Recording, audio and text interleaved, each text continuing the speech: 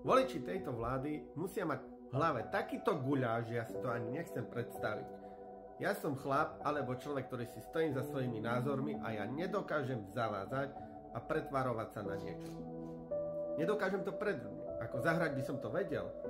Vedel by som zaujať hlupými rečmi ako Republika, SNS alebo nejaký zo Smeru alebo Hlasu. Vedel by som to urobiť aj ja, kľudne. Lebo verejná mienka ľudí sa dá tak rýchlo otočiť, že si to aj neviete predstaviť populizmu.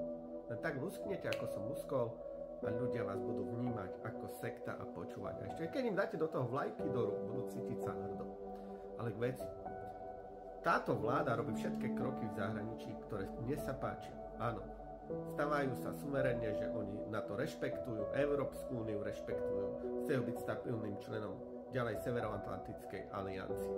Áno, všetky kroky v zahraničí tomu smerujú. Ja sledujem chovanie Petra Pellegriniho a jeho kroky schvaľujem, hoci vyhral hulváckým spôsobom prezidentské voľby, ale pred svetom sa ukazuje úplne v inom svetle, náhodil iný kabát. Ale v ľuďoch ten extrémizmus, ktorý oni zanechali pred voľbami, ostal dodnes aj ešte horší. Veľa ľudí už začína si uvedomovať, že oni chytili na hlúposti a veľa ľudí chcú to Rusko, chcú ten populizmus, chcú ten komunizmus a chcú zobrať podnikateľov z kože a všetko znárodniť, všetky firmy. Toto je ich túžba. A o to sa teraz pokúšajú extrémistické strany. Tiež sledujem vyjadrenia pána Harabina proti súčasnej vlády. A čoraz viac ľudí sa im nabaňuje publikum z tejto vlády. Ja som veľmi zvedavý, ako terajšia vláda z toho vyťučkuje, keď ovplyvnili verejnú mienku zlým populistickým smerom a robia inak politiku. Ja som veľmi zvedavý, lebo oni sa zahrávali s ohňom. A ako som poznamenal, otočiť verejnú mienku zlým smerom, populizmom je jednoduché, ale potom otočiť ľudí naspäť je oveľa ťažšie.